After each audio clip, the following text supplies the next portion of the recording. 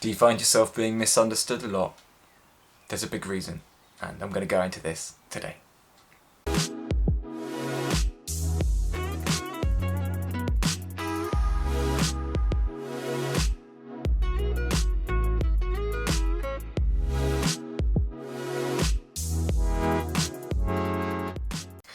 On this journey, when you come in with an honest approach, with the right attitude for life and the right attitude for everyone, and you're really paying attention and you're really listening to people, you hear things about people, you hear about their tendencies that perhaps they're not even saying with words, but that you know it's more of a feeling, a sixth sense, an intuition, right? And in that sense, you know a lot about people that perhaps they haven't told you. And that perhaps, not that you shouldn't know, because you do know it and therefore you should know it, you know, if that makes sense, but that they aren't ready for you to know. And it's a fine balance, because you'll then get misunderstood when you try and point things out. Hear me out. You're sat behind this laptop right now, or your phone, or whatever it is for you that you're watching this on, and you're not hearing what I really mean. You're hearing your version of what I really mean. I'm giving my meaning, and you're giving my words your meaning. It's filtering through your belief systems, or lack thereof, or thinning belief systems about self. And when we're on this journey, we're all at varying degrees on the journey. Some of us have less of us left in them, and some of us have more of us left in us. And when I say that, I mean more ego, or less ego. And therefore some of us come in with, don't want to say better intentions, because we know in our lives it's not like that, but for lack of a better word, better intentions. We want to see the best in people, we want to see people thrive and empower them. And when we try and do that, especially if you're on this journey, we say what we mean, and then people can take that the wrong way through their belief systems. The difficulty then, because you're on this journey, and if you're working out still a little bit of control within you, perhaps, I mean like a bit of control externally, like trying to control people, if you've had that play out in your life, if that was one of the themes that you've come into play, you'll likely then want to do everything that you can to help that other person see what you really, really mean. And then you say unnecessary things when perhaps they might have got the message anyway if they didn't take it personally, or even if they did take it personally, there would have been a quieter voice afterwards saying, oh, well, perhaps that's what he meant. But it's letting go of that control, isn't it? That's the most difficult thing for a light worker or for somebody in this field. And that goes for counsellors too, therapists. It's all the same work. It's like we have to offer what we mean and say what we mean. And that's it.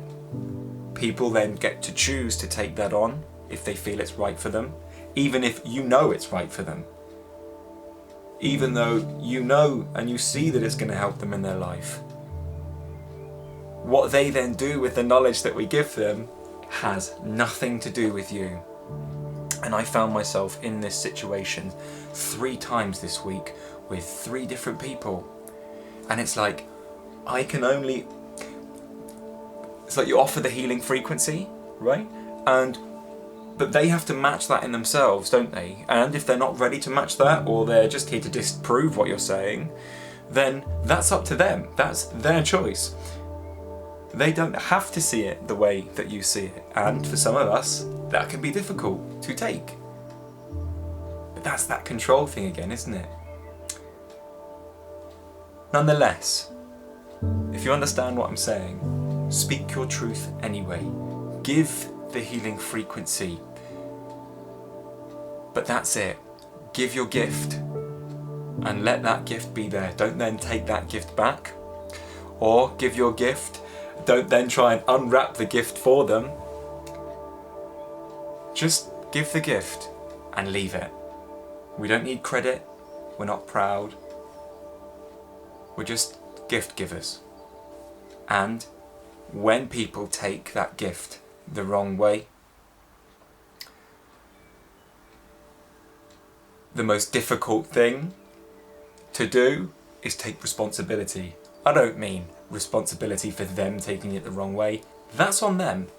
But I mean your ability to respond to that. If they take that personally, oh my god, these words are new for me. I'm learning here too.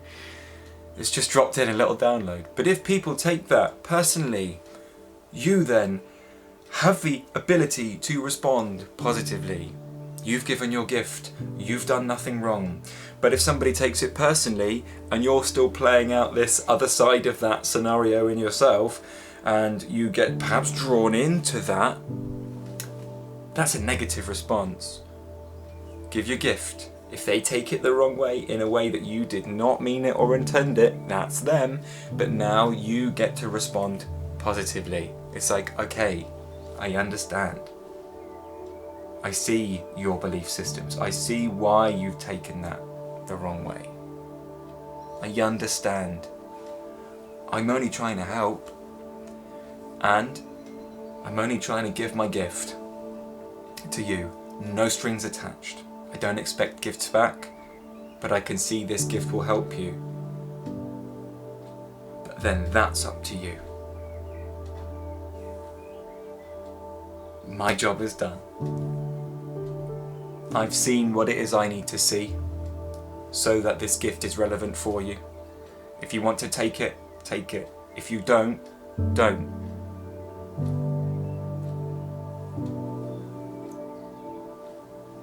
That's not up to me. Sometimes we can want people to change, and that's controlling. Even if the intention is a noble intention because you see that it will benefit their life, it's still control. It's still the same action, it's still the same unconscious or conscious action that we're playing out. We have to be able to be strong enough to give our gift with the right intention, and even if they do whatever it is that they want to do with that gift, still be okay within ourselves and take responsibility. Even if they've got the most negative reaction and they hate you forever, it's like, alright, I did good there. I did the best that I could for you in that moment and for me.